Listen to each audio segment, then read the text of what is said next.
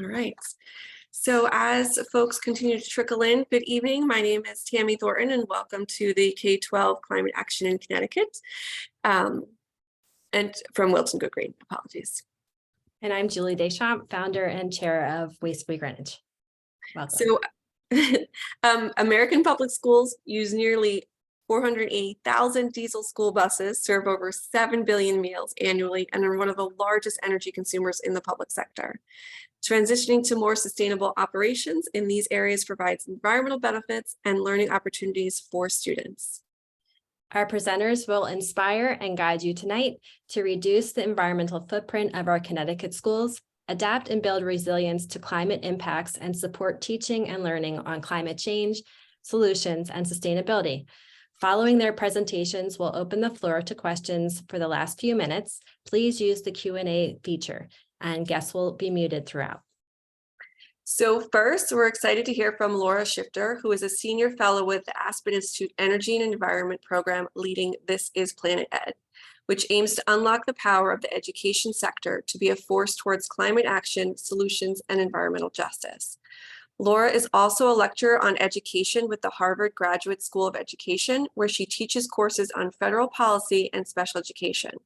She has served as a senior education and disability advisor for Representative George Miller of California on the Committee on Education and Labor, and on Education Fellow for Senator Chris Dodd of Connecticut on the Senate Health, Education, Labor, and Pensions Committee. After graduating from college, she taught elementary school in San Francisco. So Laura, we're so excited to have you. Julie and I are going to disappear, and we're going to let you take it from here. Excellent. Well, thank you so much, Tammy and Julie. I'm really excited to be here and be a part of the conversation and, learn more about what is going on in Connecticut and also share a little bit about what we are doing with This is Planet Ed. So just to start off, I'd love to build on what Tammy said and just tell you a little bit about my background too and what brought me to this work.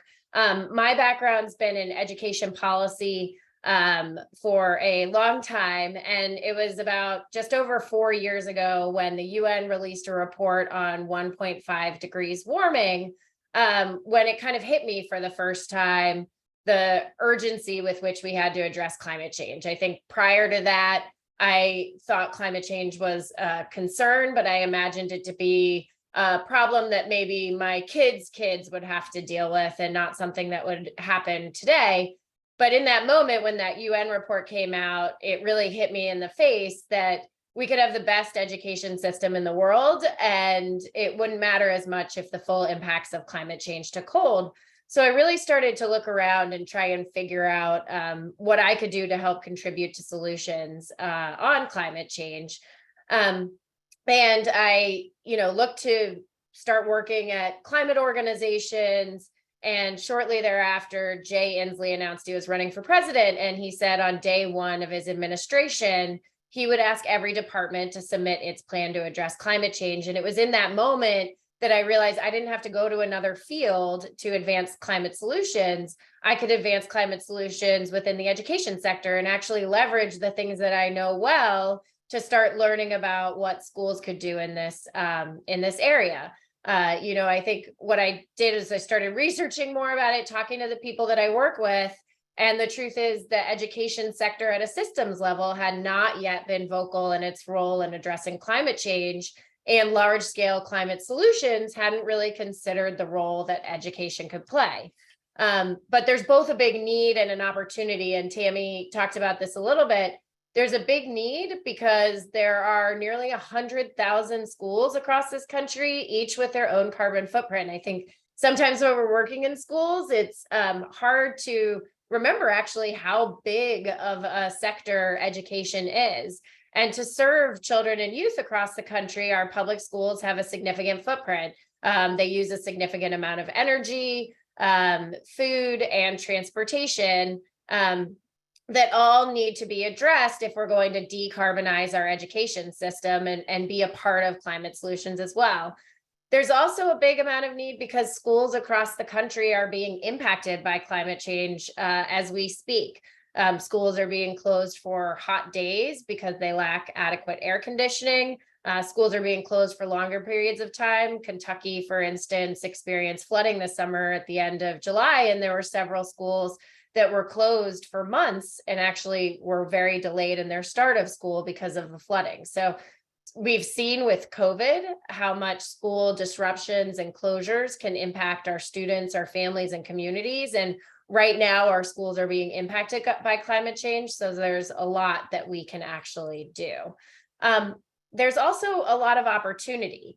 If we actually think about advancing climate solutions in our school and making our schools more adaptable and resilient, we have the opportunity with 50 million children and youth enrolled in America's public schools to advance solutions in their lived experience and provide educational opportunities for kids so that they have the knowledge and skills to confront both the environmental challenges and take advantage of the opportunities of the transition to a clean economy in the future. So our education sector both has a big role to play in addressing climate change, and there's a lot that we can offer in education to help the broader societal effort in addressing climate change. So with this work, recognizing this opportunity, I started working with the Aspen Institute, and we had the opportunity to try and help build this narrative for what the education sector could do in taking action on climate change. We launched a commission in September of 2020 that was co-chaired by former Education Secretary John King and former Governor and EPA Administrator Christine Todd Whitman. The commission then included 20 different education leaders and climate leaders, policymakers, young leaders from across the country to really come together. They came together with an understanding that they believed education could contribute to solutions and wanting to put together a plan and a framework for what education can do.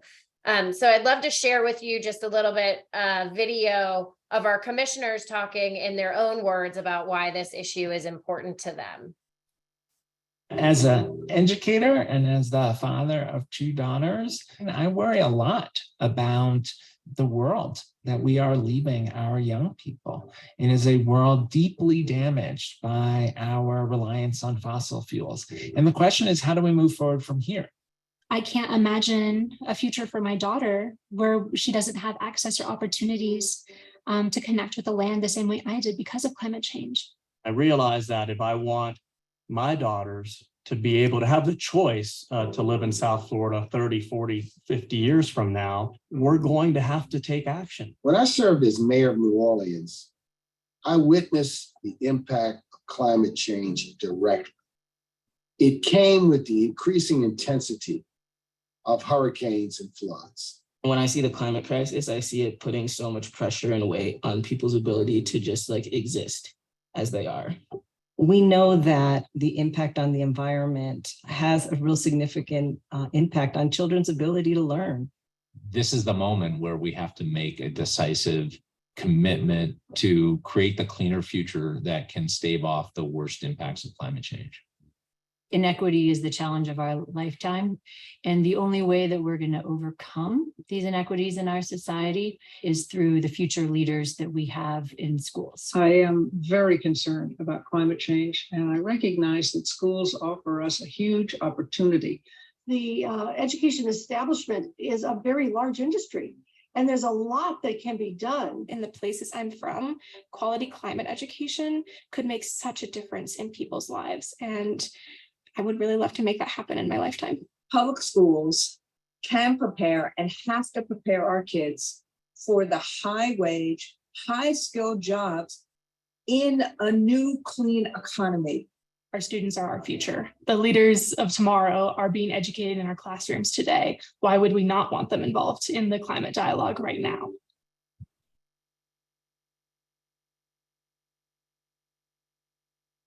So I hope that just shows you all a little bit about the people that we have coming to this work from all different walks of life, leaders in the climate space, leaders in the education space, Republicans, Democrats, really coming together with this belief that we need to help our schools actually tackle climate change within the education sector and help prepare children and youth to lead a sustainable future. So our commission really came together with 4 focus areas and asking some key questions that's kind of crossing what the education sector does with what people are trying to do within the climate sector for advancing solutions. So really looking at mitigation as an opportunity to advance solutions and ask the question, how can our education sector reduce its impact on the environment?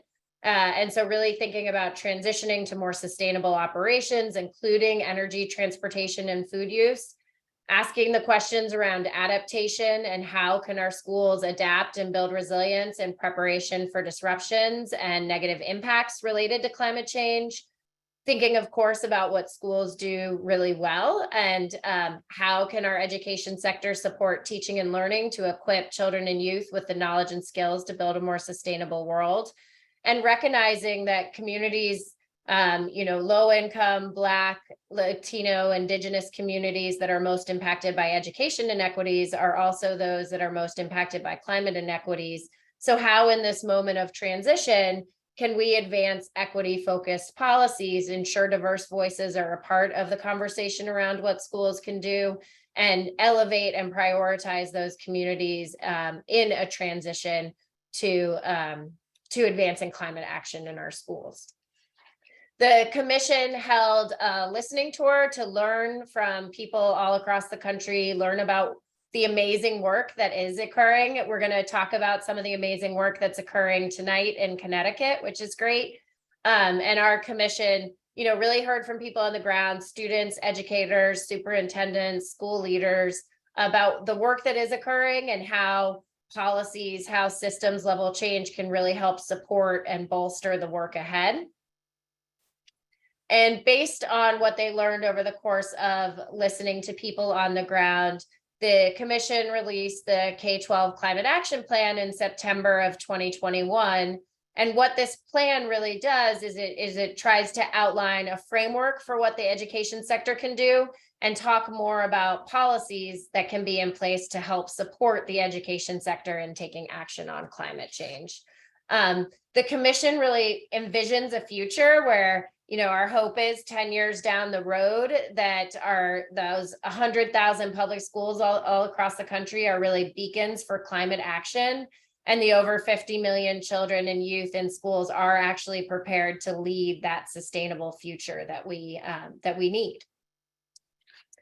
So one of the central policy recommendations that this commission put forward in the action plan is really recognizing the important role that school districts will play in helping advance this action.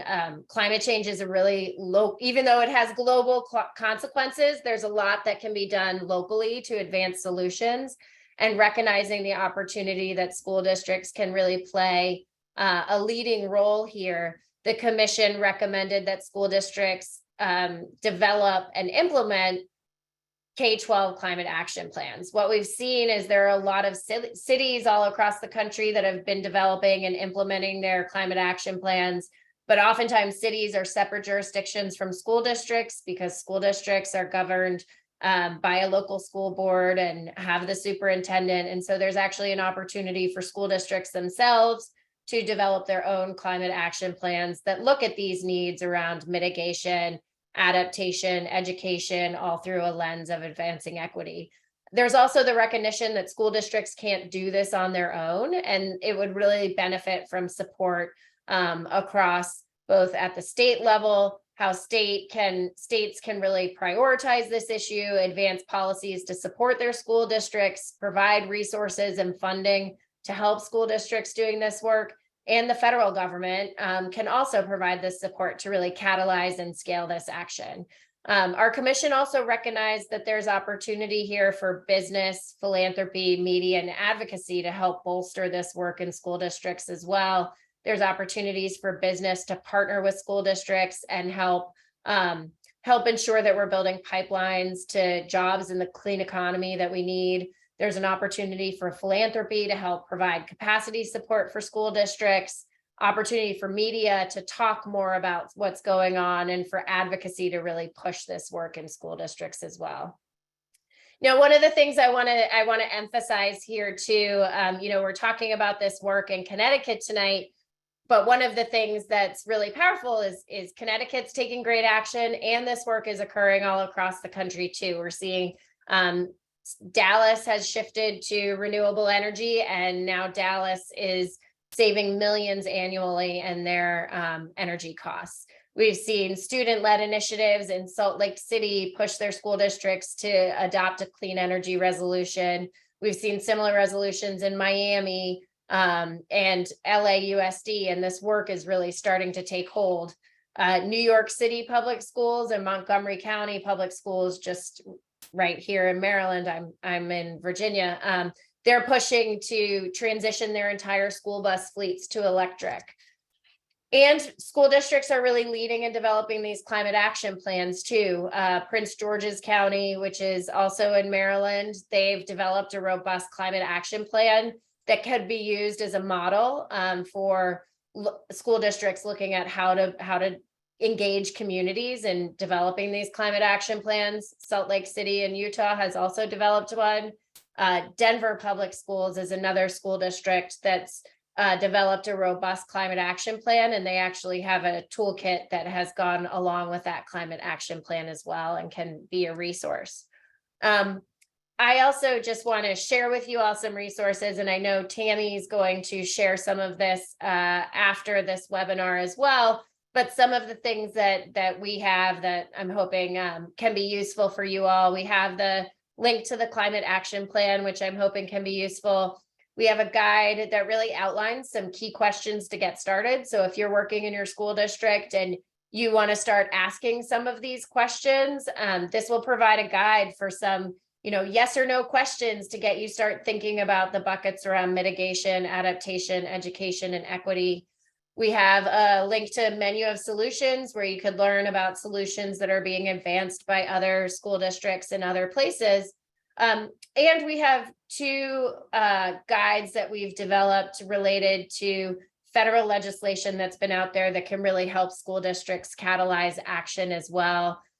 We have a guide related to how schools can use provisions within the Inflation Reduction Act, and there's actually a lot of opportunity for schools to use the tax credits, which would be surprising, but they have provisions for non-taxable entities to be able to take advantage of tax credits in the Inflation Reduction Act, as well as some grant programs there.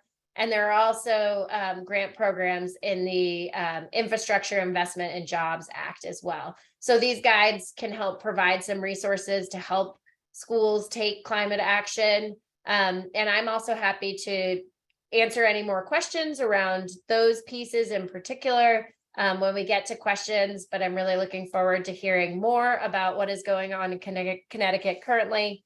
So thank you and look forward to your questions. Okay, thank you so much, Laura. That was so informative, eye-opening, and inspirational. Please add your questions for Laura and Randy and Peter. Will be coming up next in the Q&A feature, and we'll get to them at the end of the session. We'll now turn the stage over to Superintendent Peter Dart and Randy Wallakonis of Mansfield Public Schools, who will be cutting the ribbon shortly on the second net zero school in our state. Peter Dart was appointed superintendent of Mansfield School District in 2020, following a 4-year tenure as principal of Mansfield Goodwin School. Peter was the perfect choice to oversee the construction of Mansfield's new net zero school with his extensive experience with building environmentally focused schools. These include the Environmental Sciences Magnet School at Mary Hooker, which is a LEED Platinum and Green Ribbon School in Hartford, where he served as principal, as well as the Barrows STEM Academy in Wyndham and Two Rivers Magnet School, Middle School in East Hartford. Peter's joined by Randy Wallakonis, who serves as the chair of the school building committee that is overseeing the design and construction of Mansfield's new elementary school. Randy was formerly the chair of the Mansfield Board of Education and is a professor of neuroscience with the University of Connecticut. Thank you.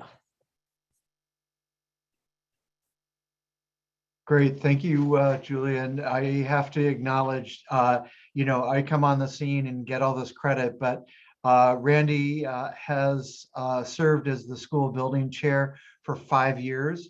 We're so close, and so I'm going to let Randy start off and just recognize that he has provided so much great leadership to this project. It's a labor of love that we're super passionate about. So thank you, Randy, for your leadership with this project. All right, well, thank you. I'm starting to share my slides now. We are well along in the process of building our new elementary school. This is an 80,000 square foot school designed for 600 children, pre-K through grade 4.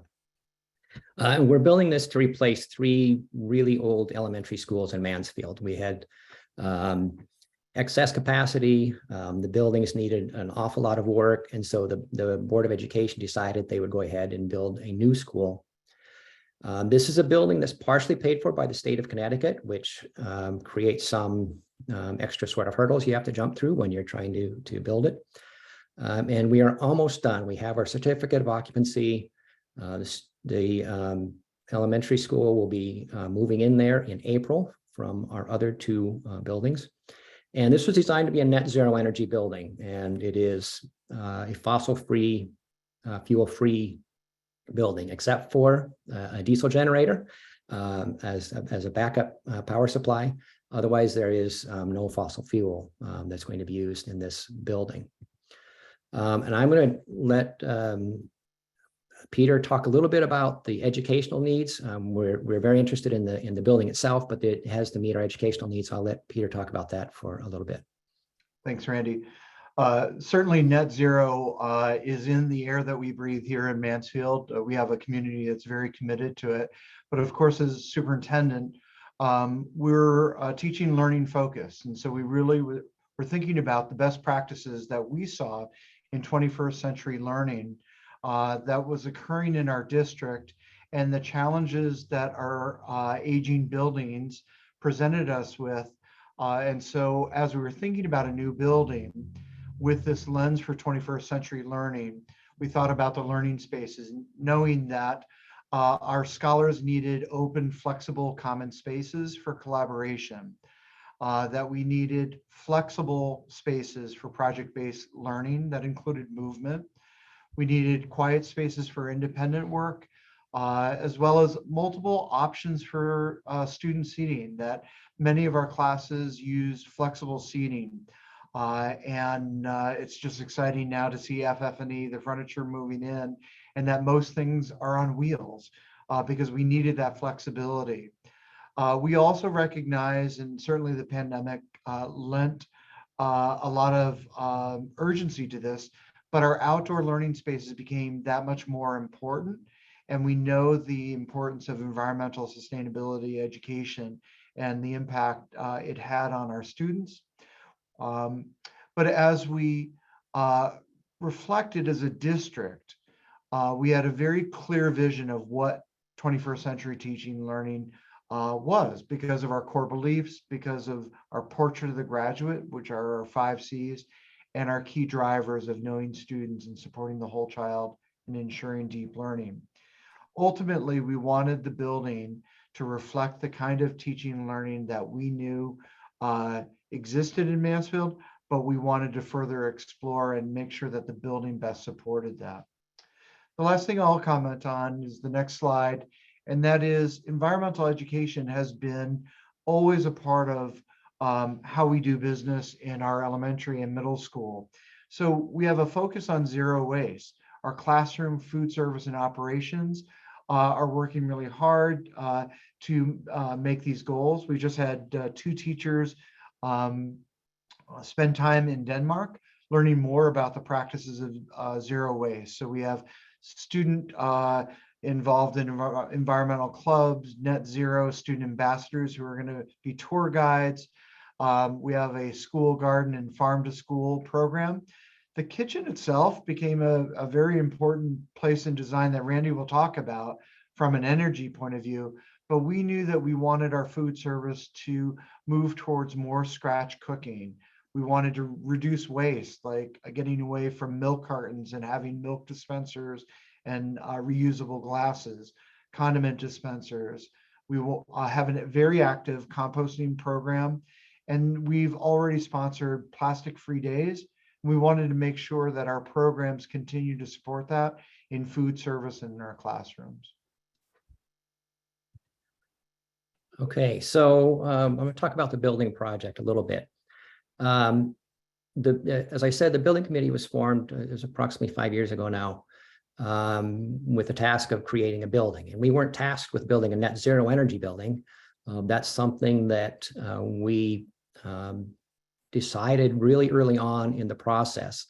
There were advocates from the community that came to the building committee a number of times, early and often, to try to push us to get to a very energy efficient building, if not a net zero energy building. So we decided to do that even as we were starting to select an architectural firm.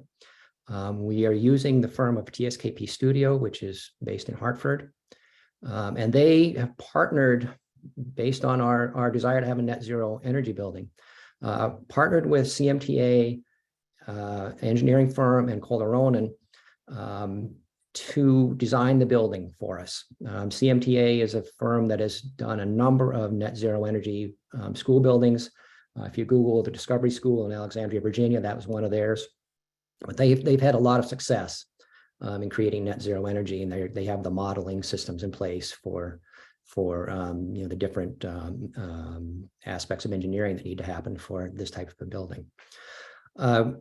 We then approached the State Office of School Construction Grants, and we told them we wanted to do a net zero energy building, and their response was, "We've never done that," because they hadn't done it up to that point. They didn't dismiss it out of hand, which was great, but it took a little bit of pushing to get them to finally buy into it. They were intrigued with it from the beginning, but it was a new thing, and so they had to kind of wrap their heads around it. And so they approved it because since they're paying about 60 to 65% of the cost, they want to know what they're getting for their money. And so they gave us a little bit of room to create this building. And then we had to get the town to buy into it. And so this had to pass referendum in the town. A PAC was formed to advocate for the new school, and the net zero energy aspect of this new school was a major selling point. And the referendum passed by a 2-to-1 margin. And so then we were off to the design phase. So the design elements of the building are there's nothing mysterious about it. There are things that you would kind of assume that a net zero energy building would have to have. First of all, it has a really tight envelope. You can't have air leakage.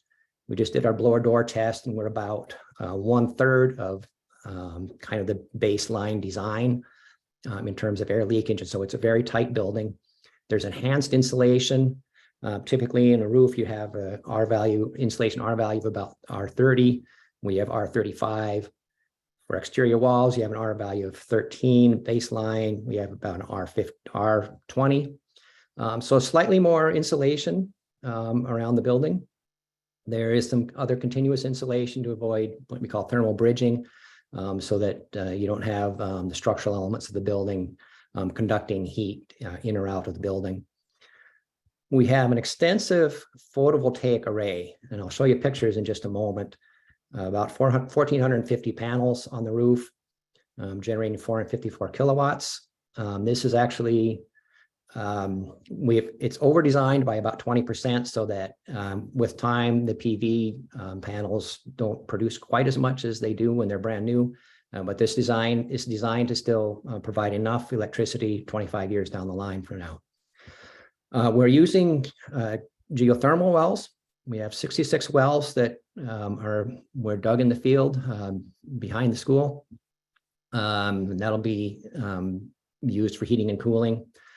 And a feature that should become really obvious as you look at the pictures is there's abundant natural light in the building. There's large windows in the classrooms. There's what we call clerestory windows around the top so that even the central hallways have natural light. There's other windows inside the building, so there's lots of borrowed light. skylights in a number of places. There in the classrooms, there are light shelves that help disperse the light deep into the room, helps it reflect in from the windows deep into the room. And there are light sensors in there so that if it becomes bright enough outside, that the lights can dim and you use less energy that way. Individual rooms have CO2 sensors in them so that if there's no one in the room, there's less air circulating through there. And so each of the rooms is individually has its air circulation adjusted. And then some of the changes, other changes in the lunch menu. We had to talk with the food service people and said, you know, if you adjust your menu in a certain way, we can eliminate the fry-later. And that the fry-later itself uses a lot of energy, but if you eliminate that, you can also reduce the hood size in the kitchen and reduce the number of air exchanges that you have to go through. And so altogether, this you can give an energy rating to a building, which is called the energy use intensity, or EUI.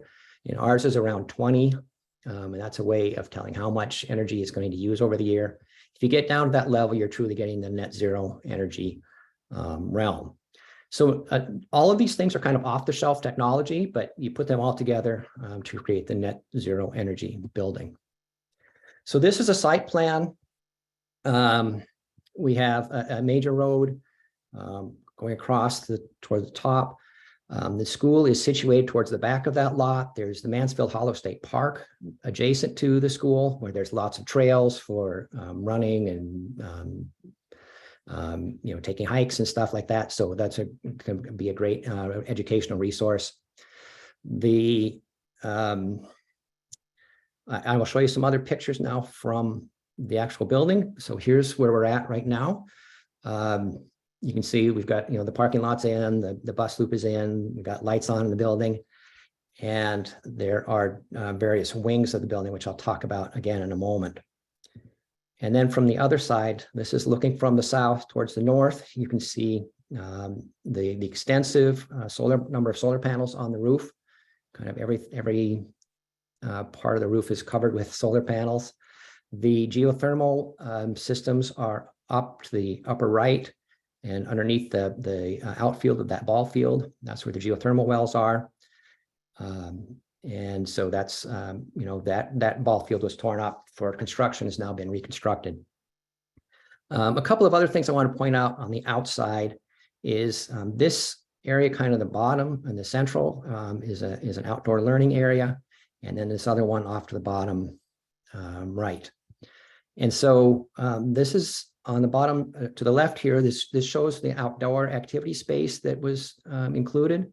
There's a rock wall off to the left where, you know, students can sit on that. Teachers can use this as an outdoor learning space. And then adjacent to that is an area that's going to be a lot of plants, pollinators for bees, and then bird homes and bird houses. And then to the right, there is a learning garden, which is an area that has some raised tables, cedar tables, and there's some benches out there. And so there could be, students can go outside there and learn about gardening and things like that. And so that's kind of the outside of the building. A couple pictures of the building. On the one on the right shows the portion of the building that's the two-story portion. You can see there's light shelves on the outside. Those help reduce glare in the building. And then on the right, on the left, you can see there's a canopy in the front. There's administrative offices there. And beyond that is the library and the gym. So this is the basic floor plan. So the area on the right is 2 stories, but the first story and second story have very similar floor plans. But it's divided up into wings, and so different grade levels can have their own kind of wing. There are a couple of main entrances. The younger kids can come into one entrance, the older kids can come into another one. And something I want to point out when Peter talked about flexible spaces. This building includes breakout spaces that are outside of the classrooms. And there's you can see there's these pink rooms. There's colored rooms that are colored in pink. Those are actually teacher work areas. We've tried to get the teachers outside of their classroom and into a common area so they can do collaboration, discuss, various things for teachers. They have kind of a common work area. And then right outside of each of those teacher workrooms are the breakout spaces. And the breakout spaces have seating in them. It's places where kids from different classrooms can all come together, and they can be used in a lot of different ways by the teachers. And I will show you some pictures of those as well. So now I'm going to show you some pictures from the inside.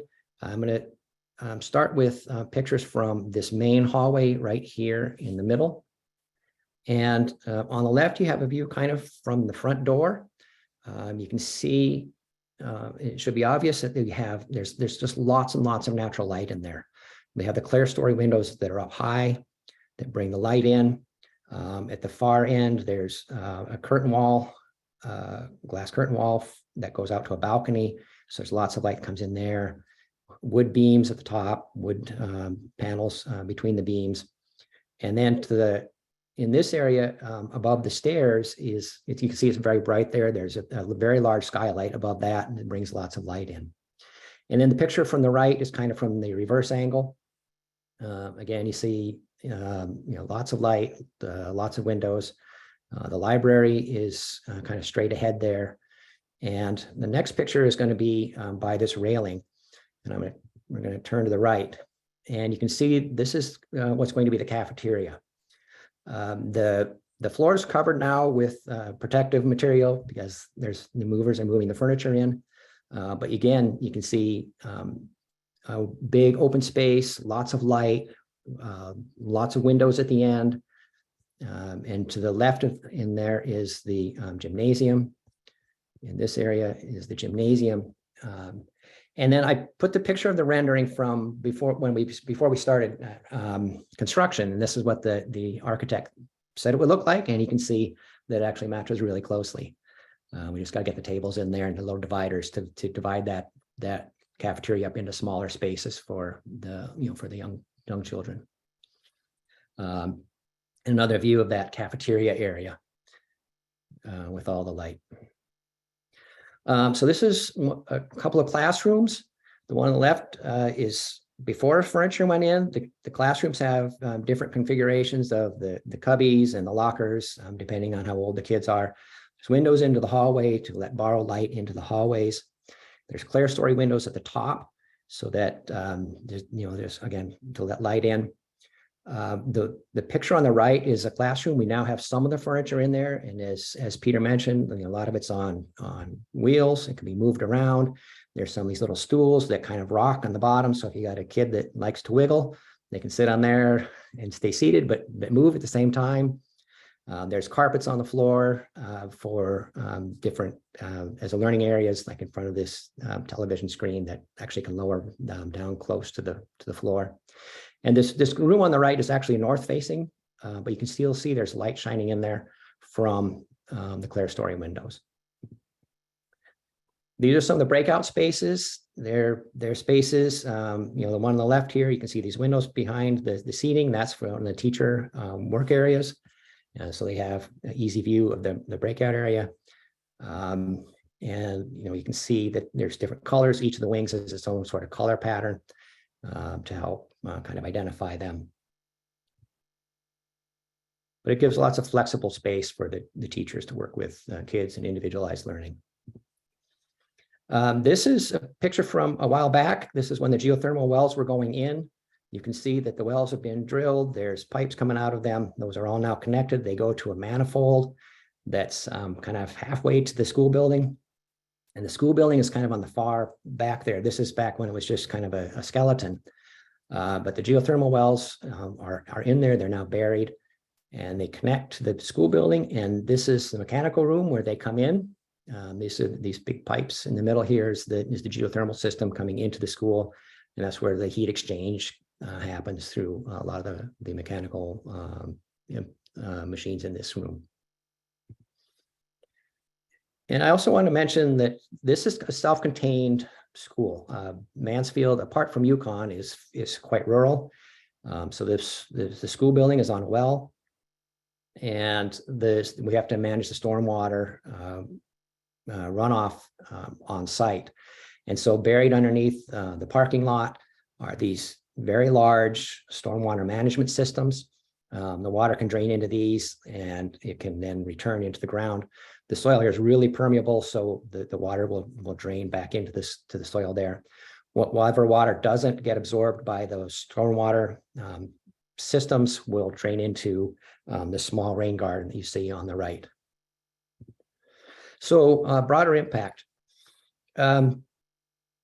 Through the decision to make this a net zero energy building and the process of selling it to the town is very well aware of what net zero energy means.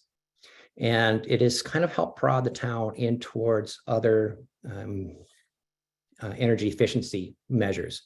They now have the middle school and the high school have added PV panels, as well as the public works garage. And then there's a large solar array going into our landfill area to help produce energy and offset energy use from the town.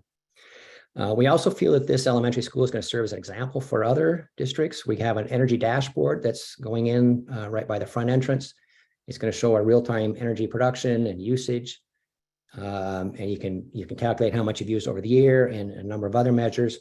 That data will be accessible for students in the classroom, both at our elementary school as well as in our middle school, if they want to use it for instructional purposes. The curriculum is being enhanced to incorporate lessons of sustainability. As Peter mentioned, there's some of our teachers were trained to create an eco school. And so these sort of lessons are going to be incorporated into the curriculum, and the building is going to be a teaching tool. There are other districts that have reached out to us because they're interested in doing a net zero energy school building. So I've had conversations with a number of people about kind of how we got there in our own town. And I think one of the bigger things is that the OSCGNR, the state school building office, is now willing to fund net zero energy schools. That was it. As I said, it took a little bit of pushing to get them there, but I think they've bought into it now. As you heard, we're now net zero. We have net zero energy school. Manchester, which is also designed by TSKP Studio, also has some net zero energy schools as well. And I think it's going to be a much more common thing going forward. The governor is aware. He's been out to the school building. We're inviting him to our ribbon cutting this spring. And we've been featured in some newspaper articles and in other media. And so I think kind of the word is getting out that this type of building is an achievable thing.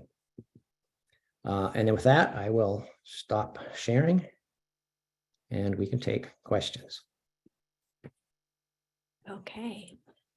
Thank you, Randy, and thank you, Peter, and congratulations. What a wonderful model for our Connecticut schools. A friend actually just texted me that the building is a dream. You and Laura have provided us with a blueprint to create a more sustainable, resilient, and equitable future in Connecticut schools.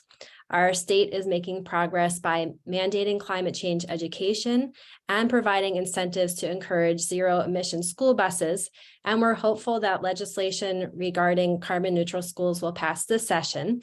However, you have shown us how our local public schools can independently catalyze change and lead the way by building net zero schools, replacing diesel buses with electric ones, and reducing food waste through share tables, donation programs, and composting, actions which have environmental, public health, and fiscal benefits.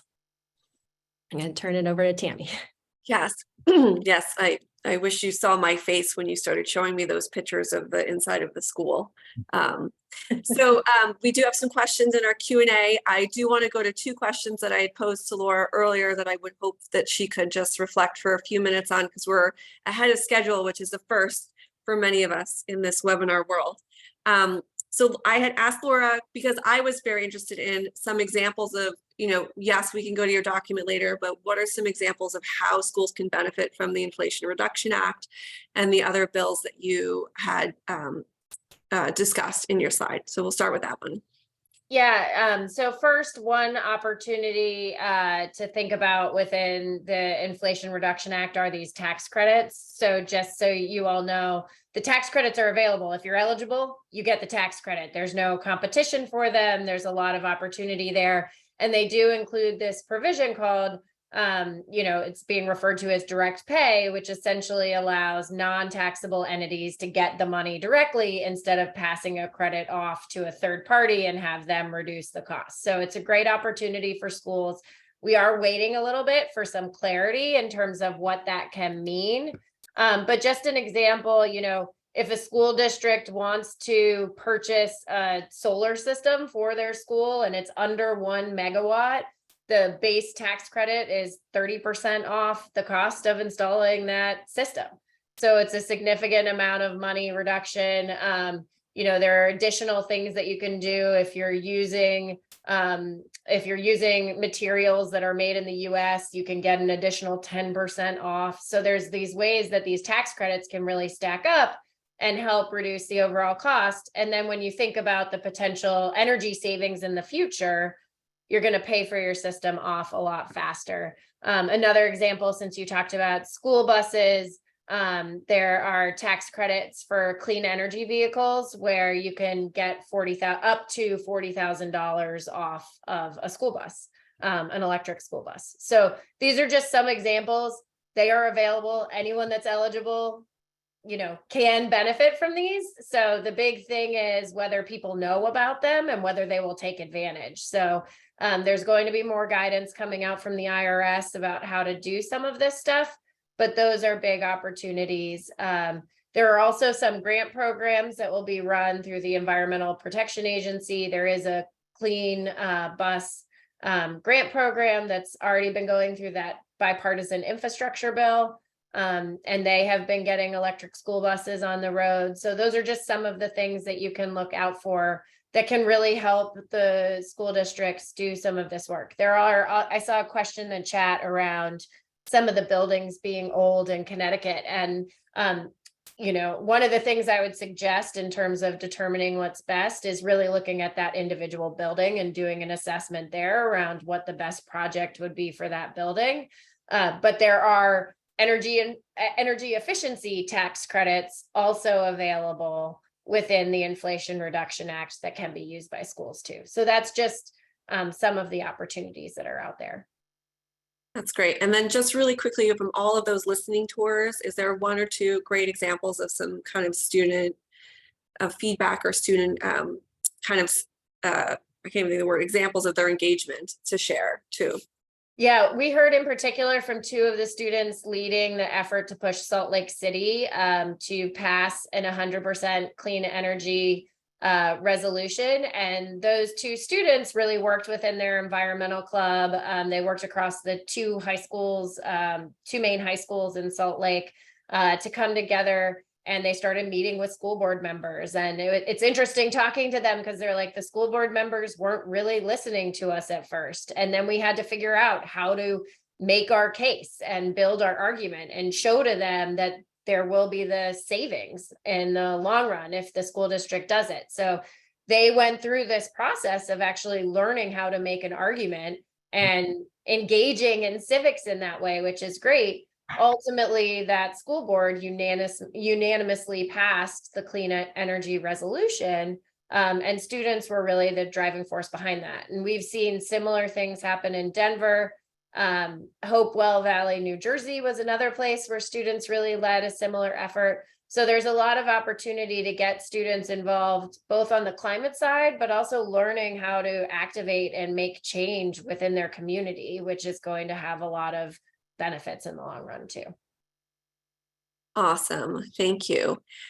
So let's get to some of these other questions that I know everyone is very interested to learn a little bit more from Peter and Randy. So just going back to the top, Peter, Randy, can you clarify again? You took 3 elementary schools to replace the 1. And so what grade is it? K through 5, K through 6? Pre-K through grade 4. And so we had 3 small pre-K through grade 4 schools. They each had about 150 or so students in them. And so the current MES building, elementary school building, is on the site of one of the elementary schools. In fact, the parking lot is where the building was demolished. And our students are currently residing in the other two older elementary schools. Great, thank you for clarifying.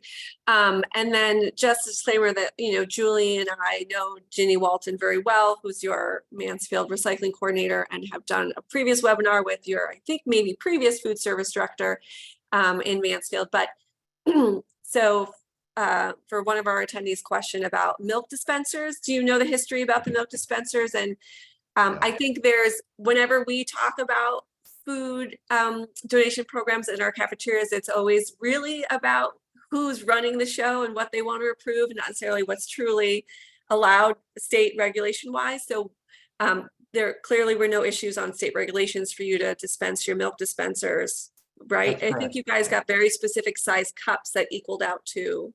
Right. Yeah. And to Laura's point about kids, a lot of this started with our students. That there was a movement in 2nd grade that students were petitioning other kids not to take the plastic straw and not to take milk if they didn't have to, or to recycle the carton.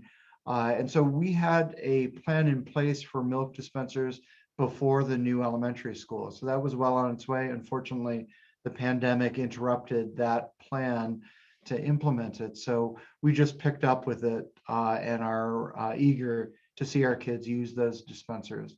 But it's a great example, and Ginny Walton is the champion of composting, reducing waste with condiments and food service products, and supported our work with the milk dispensers. Okay, yes. So again, I think on a bigger scale, there isn't a state regulation against using them. I think it's just kind of working through your food service director. Yep. It's more about, procurement, temperature of the milk, storage, access, and then the volume or the amount of milk that gets used. All right. So an attendee said Connecticut school facilities are often old, sometimes very old. Greenfield developments can provide features that existing buildings cannot achieve. What are the key retrofits that can be done for older schools, and maybe the cost benefit trade-offs of those? You guys have any thoughts on that? I think our middle school is a great example of this, that it's an older building, but it's in better condition. The bones are far better than what we saw in our elementary schools. It's a little bit newer.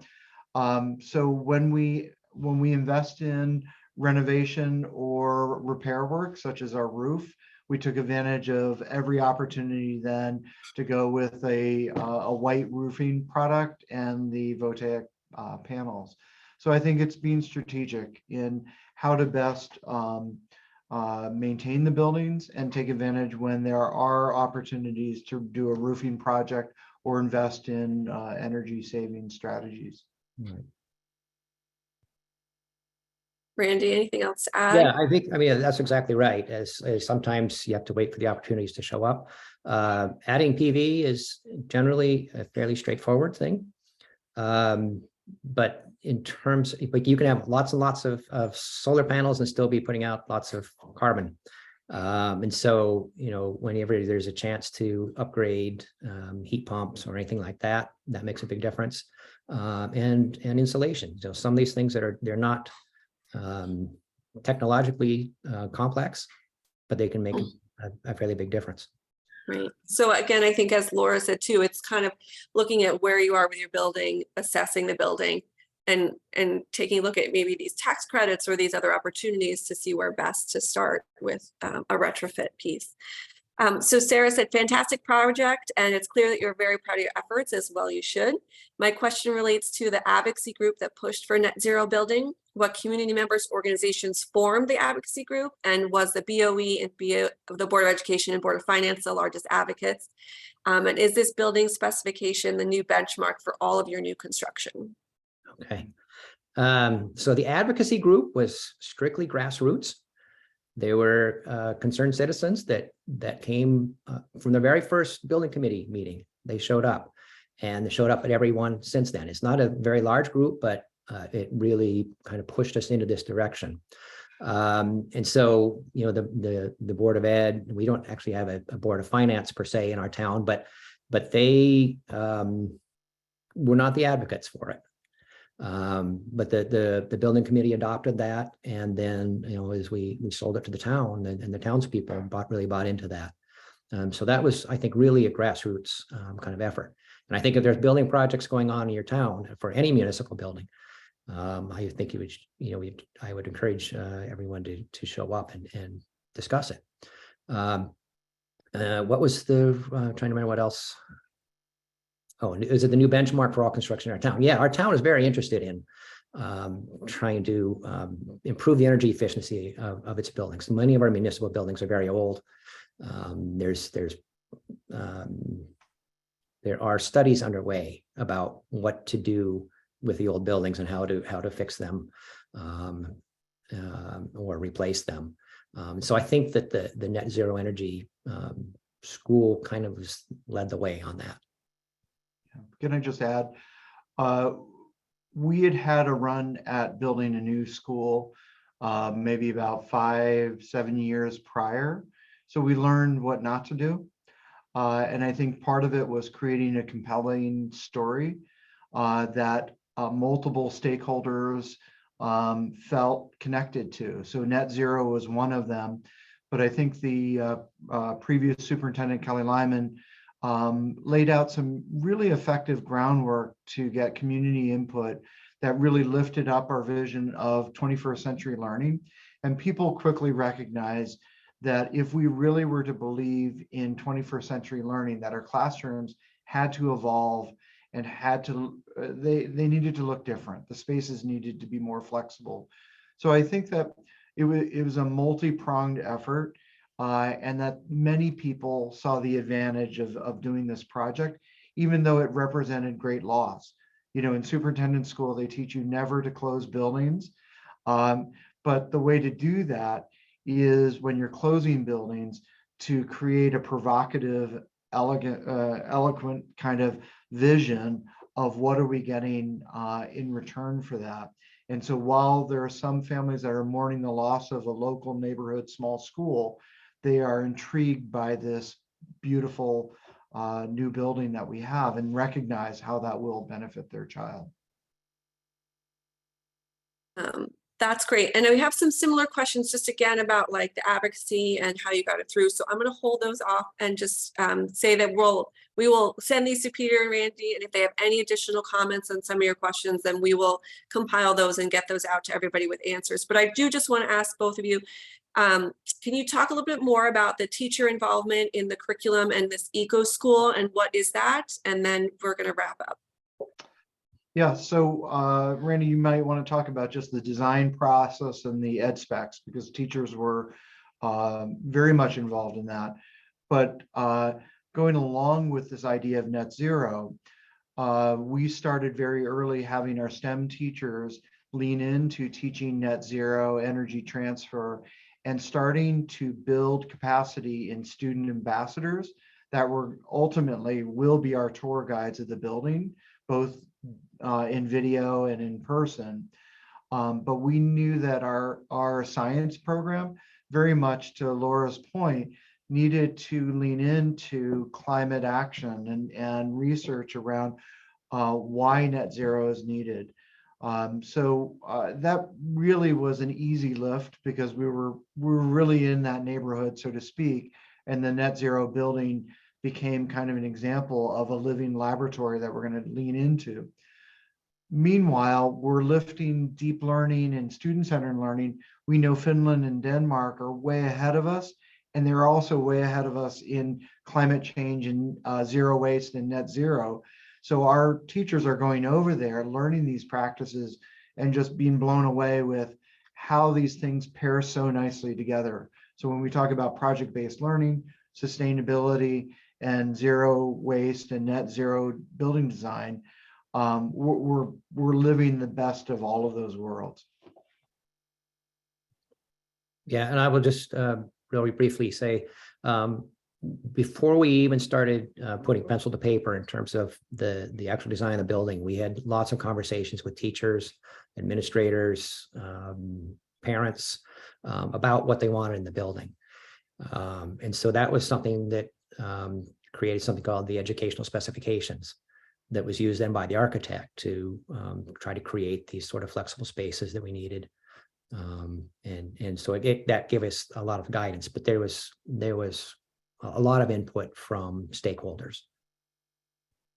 Can I build off of this real quick too? And there's one question in the Q&A that this kind of gets to too, is where to start or who should be starting this stuff. And I wish there was an easy answer on this, but the truth is it can really start from any group, whether that be a group of educators, a group of students, or leadership. And there's really a lot of opportunity for collaborative work here. I think where we've seen climate action planning take most hold is when it's the school board working with the superintendent that's working with educators and students and parents. And the truth is there's room for everybody to come to this issue and contribute and be a part of the solutions. And so I would just encourage you to think about starting where you can and building out from there. And you'll find people, whether they care about the money savings that you'll get, whether they care about the educational components and opportunities for kids' future, whether they care about the healthier learning environments. There's just a lot of opportunity to bring people in and bring people together on these issues.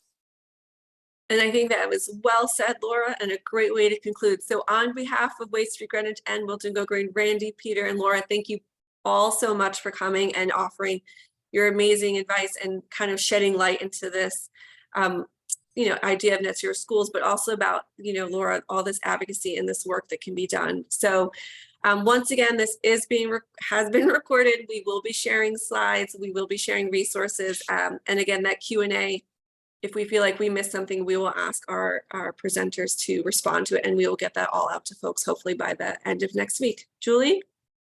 Thank you so much. That was just really wonderful and inspirational, and just such great model for the rest of the school districts in Connecticut and beyond. Thank you. Yes. So thank you to everyone watching, and have a great night. Thank you.